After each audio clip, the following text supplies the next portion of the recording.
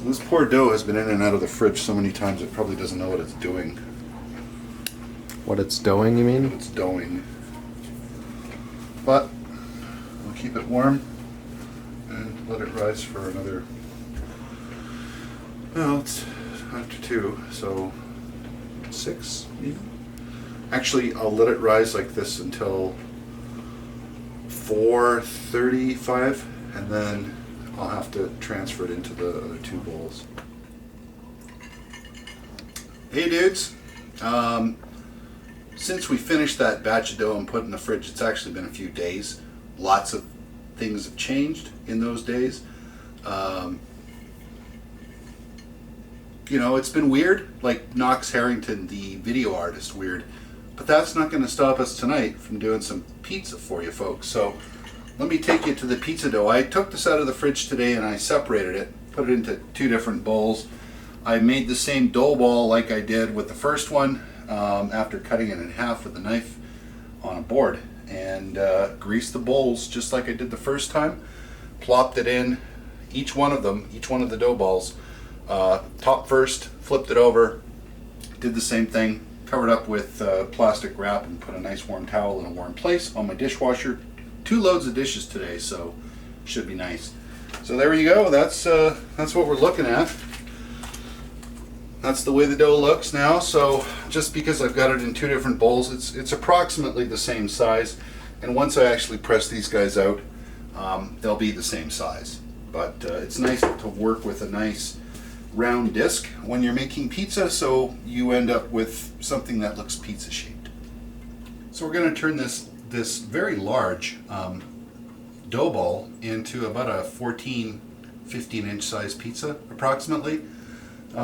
You can take the dough recipe that I talked to you about before and make it into 3 different pizzas. That works as well. You could pare it down, make 4, and make really small pizzas, but I'm just doing 2 tonight, one of those nights. So we're going to take this guy out. Oh, it feels great. This is exactly what you want to have, a nice kind of greasy ball of dough that's in a nice disc shape. We're going to let this actually hit our surface that we're working with initially, and we're going to press it down right from the middle out. That's what we're going to do initially. It feels perfect. Should turn out pretty nice. So I've never actually made pizza from dough that I've had in the fridge, taken out during the day and proofed pretty much every day for 4 days. I've done it next day, I've done it 2 days later. I've never had a 4-day pizza dough before, so this is kind of a new experience for me. I hope it works well. I think it should. The longer typically that you work with pizza dough, leave it in the fridge, take it out, let it proof during the day, I find that it really adds to the flavor of the dough and the complexity of it. So hopefully what we're working with is going to give us something that we haven't had before. But you never know. Could still just be regular pizza.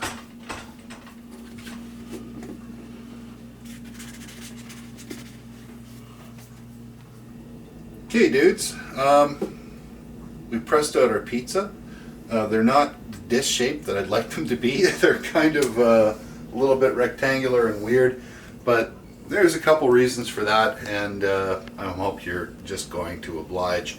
So we've got some cornmeal. Some people like to put flour on peels when they're placing pizza on them. I've actually let these guys sit out here like this after I've pressed them out for at least 20 minutes. The air exposed side becomes nice and smooth, right? Very smooth. So when you put it on the peel with a little bit of cornmeal that acts like ball bearings, it's going to slide right into the pizza oven, no problem. You're not going to have disastrous issues like I have before learning that this is the thing. So let's do that. A little bit of cornmeal. I'm going to grab this guy and flip it air exposed side down onto the peel. So you see how it slides nicely like that? That's what you want to see. You don't want it sticking to the peel at all. You can line it up towards the very end so that it's a little bit easier when you actually go to put it into the oven. So the same thing with this guy. So, I like to make nice homemade pizza sauce. I like the whole San Marzano tomatoes thing. But times are tough. Food stocks are short. People buy weird shit. And I've got some Muti pizza sauce, which is actually pretty good. It's very bright. I'm going to use this stuff tonight. So when we're dressing a pizza, we want to use a spoon. Believe it or not, it's the best thing you could possibly use for dressing a pizza. I can't think of a better implement to use. Spread everything out from the middle, just as you did your pizza dough. You get a lot easier to work with it that way. So I've got two pizzas that I'm going to put in the oven. One of them is used to be a 4-cheese margarita pizza, very, very traditional. It's only 3 tonight, but that's cool. So on that I've got some aged matzah, some fresh matzah, and I've got some Parmesan Reggiano. I sprinkled a little bit of oregano on top of it and just give it a light drizzle with olive oil before I put it in. The next one we're going to do up is sort of like a Mad Med. It's got shitloads of everything, so let's do that.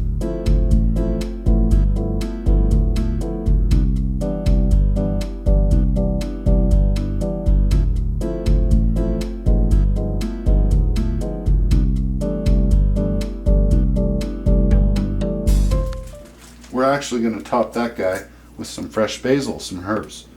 Once it's done, that are growing from my arrow garden right over there in the corner.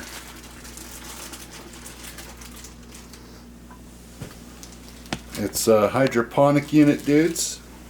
I suspect you all know what it is. I suspect some of you, may be using it for something other than herbs.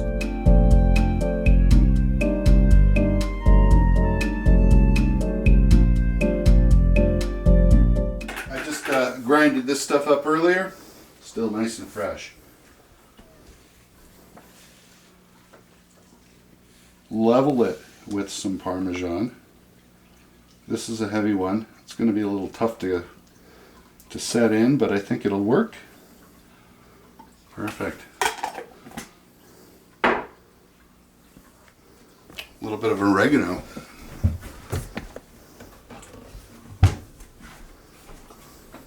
Give this guy a bit of a shake. Both of these pizzas are fairly traditional, and a little bit of a tip that I've given to some people who make pizza, just adding a little tiny bit of this to your pizza, whatever you're doing, whether it's in the oven, on a stone, one of those fancy pizza makers where it spins. Putting a little bit of this on gives it a nice pop. We'll put these guys in the oven next. Hey dudes, so just waiting for the oven to cool down. I had a little bit high, that's fine. All you need to do is just add a little bit more wood, believe it or not, once you've taken the cover off. So I'm checking the temperature now. It should be around 820 to 30 degrees Fahrenheit before I actually put the pizzas on. Still running a bit high, it's around 850, so I'm gonna let it cool down for a bit. I'm going to put the Neapolitan style pizza on first with just cheese. It's not loaded with toppings like the other one. I want the pizza oven to be at a slightly lower temperature when I put that guy on, just because it needs to cook for a little bit longer and I don't want to ruin the crust. So we've got our Neapolitan style pizza. We're going to put that into the oven now. It's about 820 degrees approximately where I'm cooking the pizza. I'm going to have to give it a spin right away. We want to take the peel and actually not just give it one thrust, but give it a couple of little thrusts. Just like that. And that's how we put the pizza into the oven. Now we grab our aluminum peel and we get ready to start spinning it because it cooks very quickly at 820 degrees.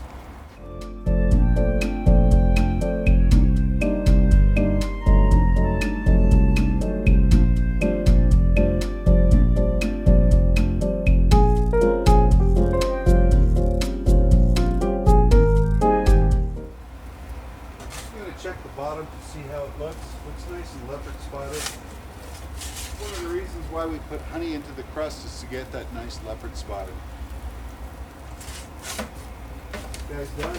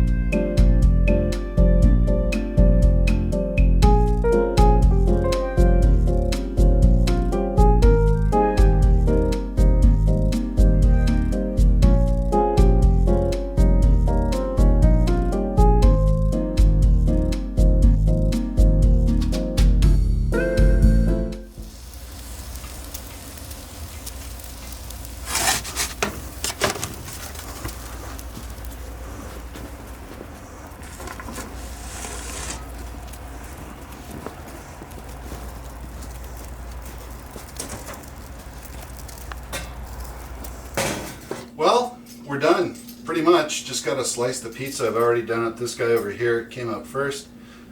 Dressed both of these pizzas with some hot honey. If you're interested in my recipe for this, just let me know.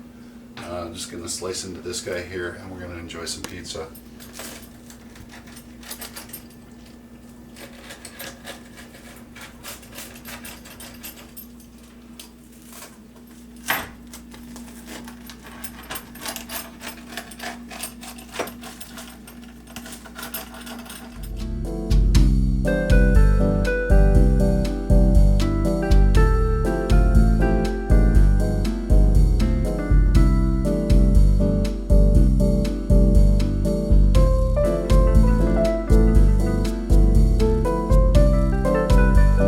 Thanks for watching, dudes. I'm going to try this out and tell you how it is.